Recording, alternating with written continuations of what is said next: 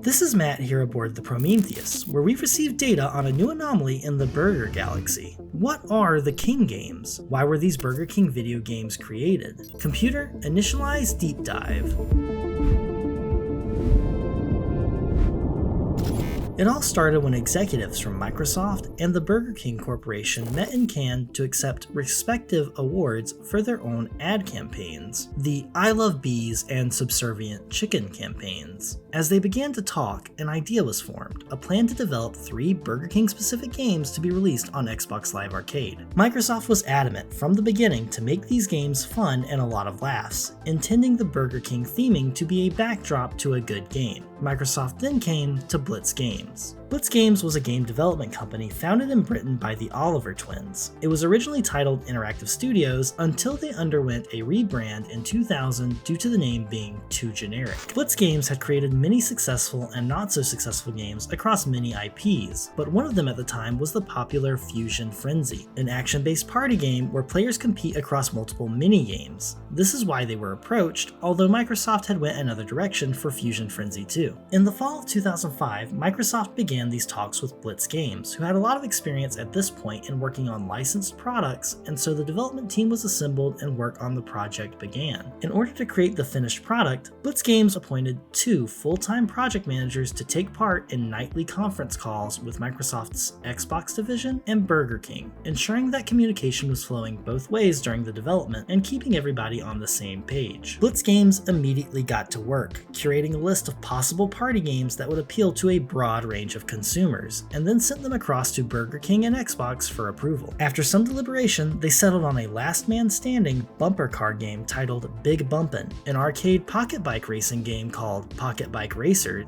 and a stealthy action food delivery game called Sneak King. Blitz Games then split out into 2 different teams. One team would work on developing the actual game, utilizing stock assets, and blocky gray and orange models that wouldn't mean anything. They were worried, however, that Burger King and its marketing agencies might mistake the work in progress as a final art benchmark. Instead, they had another team working with Burger King to showcase development images, color concepts, and the art involved, as well as work through that process of getting approvals from Xbox, Burger King, and the fast food giants' branding, advertising, and marketing agencies regarding the aesthetics of the game. This collaboration helped keep things moving, especially under the brutal development time of only 7 months. There was another roadblock for Blitz Games when the game changed from being downloadable to only boxed products, with both Xbox and Xbox 360 versions being on a single disc. Luckily, their in-house development tools were able to work on both consoles, but they still had to get them to coexist on a single disc, which was a first for the British game development company. Finally, in November 2006, Burger King began releasing the Burger King games, also known as the King games, to sell in store at Burger King. If you came in, you could purchase any of these games for an additional $3.99 with the purchase of any Burger King value meal. Burger King pushed these video games hard, releasing a series of ads such as this one for Pocket Bike Racer where the King attempts to jump a ramp, or this one for Big Bumpin', which is similar, but the King is in a bumper car flung through a wall, or my personal favorite, the Sneak King trailer. He appears out of nowhere. You've always wondered, who's behind the mask? The answer is you. I love the ominous tone of this trailer. I'm not gonna lie, this made me want to play Sneak King right now. They also pushed for this game via the website bkgamer.com, which had leaderboards and ran tournaments with prizes. These games were available up until February 2007 when they lowered the price for these games down to 99 cents to clear out any remaining stock. The project was deemed as a success, with Burger King selling over 2.5 million copies of the games, which collectively puts them into the top 10 most sold video games in 2006. Burger King also attributed a 40% increase in sales during the quarter to this effort. Now let's talk about these games. First in the lineup, Big Bumpin'. Big Bumpin' is based on bumper cars, also known as Dodgems, and has characters like the Subservient Chicken, the Burger King himself, and his on-again, off-again girlfriend, Brooke Burke. She probably just wants him for his Whopper. Big Bumpin' has 5 minigames and 5 arenas, of which each arena can only play 2 of the 5 minigames. Not every arena has a configuration to play every minigame. There are 5 different areas: the Broiler, the Deep, Icebox, King's Court, and Monsoon of Doom. All of these feel pretty similar, just with different theming.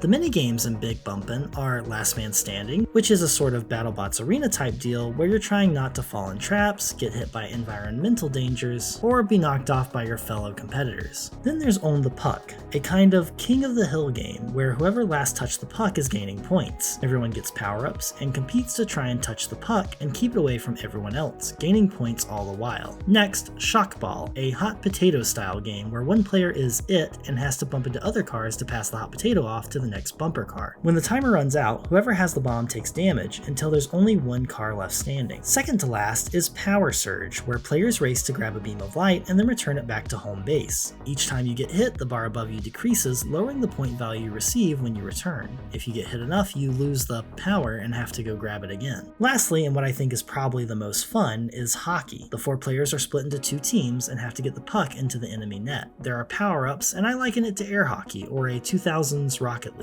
Big Bumpin' was a nice little video game minigame that allowed for 4-player local multiplayer or 8-player online, which is kind of impressive for a $4 Burger King advert game. Next in the lineup is Pocket Bike Racer. This was intended by the developer to be a kind of Mario Kart with the same cast and crew as Big Bumpin'. The game has 5 tracks: Parking Lot, Backyard Track, The King's Garden, Under Construction, and Fantasy Ranch, most of them being what you'd expect. The notable ones being Fantasy Ranch, which has a banner titled Tender Crisp Bacon Cheddar Ranch. That particular map is dotted with the track's sandwich namesake, fries, and tomatoes. The other standout for me is The King's Garden, which is surprisingly extravagant, complete with peacocks and all kinds of other animals. The game is pretty straightforward. You race the NPCs or your friends in order to come in first. As you pass through cones, you fill up your power-up gauge, giving you more boost or stronger weapons to use on the track. There are 5 different modes to this game: Standard Race, Time Trial, Cone Trial, which is who can make it through a certain number of cone gates first, Battle Royale, and Hardcore. Pocket Bike Racer, to me, would be the weakest of the trio. Lastly, but not least, comes my personal favorite, Sneak King. Sneak King is a stealth food delivery game where you deliver food to hungry but unsuspecting patrons. You play the role of the Burger King, running around 4 different levels. The levels are a sawmill, a cul-de-sac, a construction zone, and a downtown area. The inspiration for all of these were pulled directly from actual Burger King commercials. Each map has 20 missions that you can start by interacting with floating newspapers. The missions have you delivering different Burger King themed menu items under different circumstances. You, as the Burger King, will have to look for hungry citizens, evident by the floating burger icon above their head. If you wait too long, the icon will turn red and the person will eventually faint. Earning points in this game can be intense. You earn more points if you're closer to the person when handing off the food, or the closer they are to fainting. The more deliveries you make consecutively without getting caught adds a score multiplier. As well as when you make a food handoff, there is a golf power style swing bar that starts filling. If you stop the bar when it's full, you'll get a flourish bonus. That also makes the king do some pretty awesome dance moves. Lastly, you get more points if you pop out of a hiding place. However, be careful, if you get seen, the patron will lose their appetite, which, I mean, look at this guy. Also, look at this intro video. The king is perving on people. He could be outside your house, looking at those buns through a window. Interestingly enough, Sneak King was originally supposed to be a tile-based puzzle game, which then changed into an online spy versus spy type game where multiple kings would try to out-deliver each other while laying traps for their enemies. However, the developers were then given rules for the game that quickly changed their plans. Rule number 1, there is only one king.